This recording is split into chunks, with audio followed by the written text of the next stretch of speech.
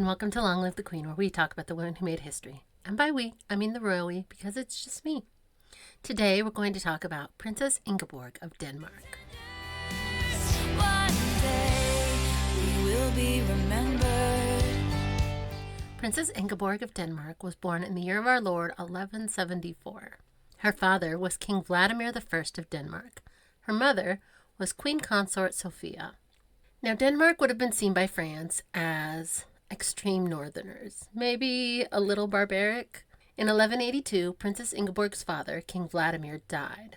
Ingeborg was just 8 at the time. Her older brother, 19-year-old Prince Canute, became King Canute VI of Denmark. The king is dead. Long live the king. In the land of France, very far away, a teenager was recently married and made King of France. But this probably wasn't on Princess Ingeborg's radar until 1190, when the Queen of France would die from complications in childbirth. Princess Ingeborg was 16.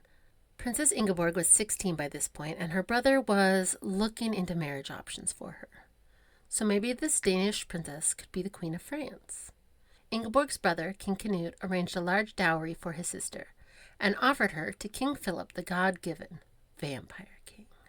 In 1193, 19-year-old Princess Ingeborg married King Philip of France and became stepmother of the 6-year-old Dauphin, Prince Louis the Lion. Princess Ingeborg was the teenage queen of France. Philip was noticeably uncomfortable during his first meeting with Ingeborg. He was sweating, and later that day at the marriage ceremony, he was feeling worse and couldn't wait for the ceremony to end. The day after the wedding, King Philip demanded an annulment on the grounds of non-consummation. The king claimed that he had not been able to consummate the marriage, probably due to witchcraft. Some people suspect it could have been sweating sickness, PTSD, or anxiety issues. He claimed he couldn't get it up, and witches were to blame. The queen claimed that it absolutely had been consummated. She was the Queen of France. One of two things then happened. Either King Philip sent his wife to a convent to await their annulment, or Queen Ingeborg saw the writing on the wall and fled for safety to a convent. Maybe it was just a matter of perspective. Maybe she was like, I'm out of here. And maybe he was like, fine by me. Then things started to escalate. King Philip showed up with a family tree claiming that his second wife was related to his first wife, but this may have been a forgery. And how badly are your lawyers not to have figured that out before all the contracts were signed? Maybe we don't get married the same day we meet. How about that? Queen Ingeborg responded by providing her own genealogy that refuted the king's proof. The king had a council of French men rule on this annulment, and surprise, they were on his side. Ingeborg disagreed with this decision, and the Danes sent a delegation to the Pope to complain about Ingeborg's treatment as the Queen of France. The Pope took the Danes' side and said that the French commission had no standing on this issue. According to the Catholic Church, King Philip was still married to Queen Ingeborg. Philip ignored the Pope's ruling and had his teenage wife locked up. King Philip then looked into finding another wife. He had decided on Margaret of Modena, but she was kidnapped and forcibly married by another noble who claimed the king was still married to Ingeborg anyway, so 12th century problems. In 1196, 3 years after King Philip the God-given had married Ingeborg, he then married Agnes of Morania. So now he had 2 wives, one approved of by the Pope and one approved of by the king.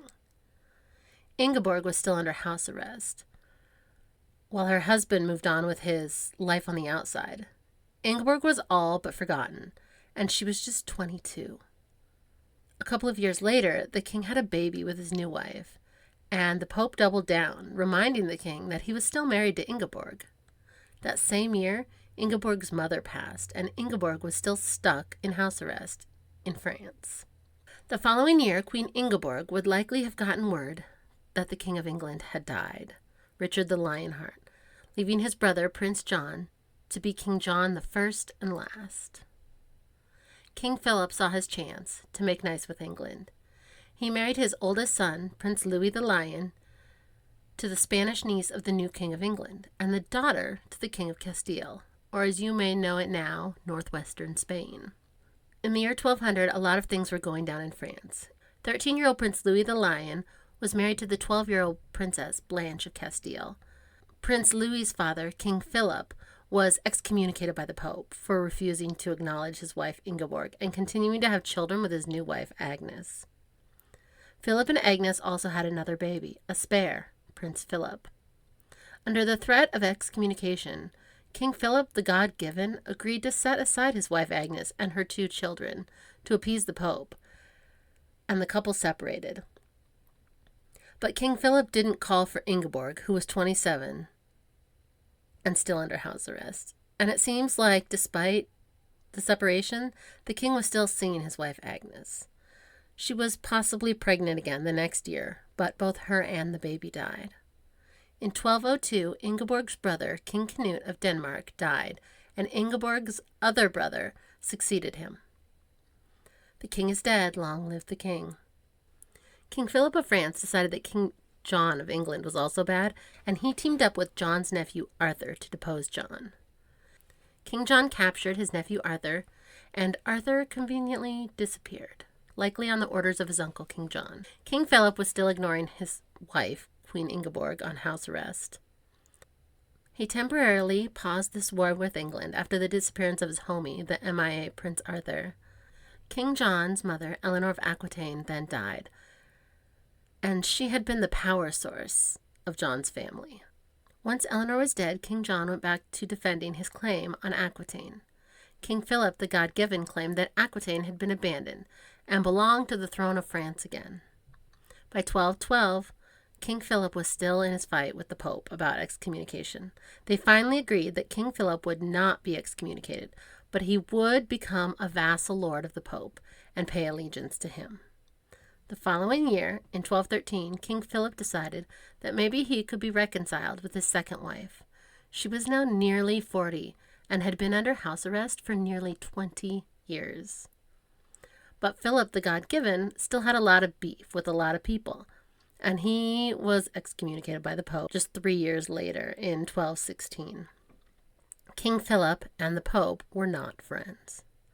Ingeborg was able to spend the next decade happily married to the king, King Philip, the God-given of France.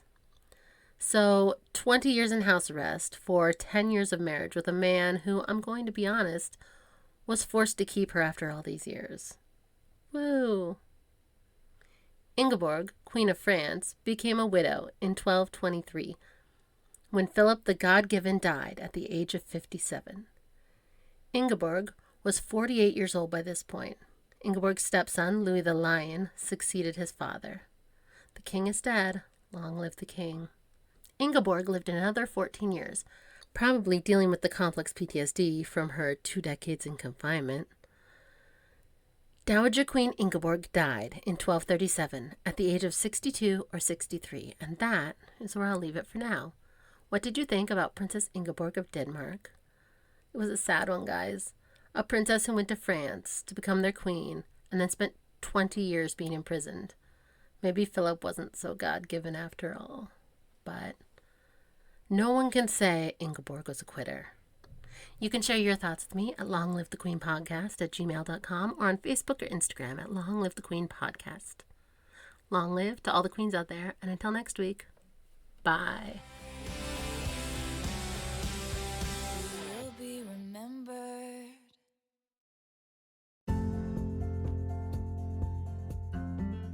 Thanks for listening.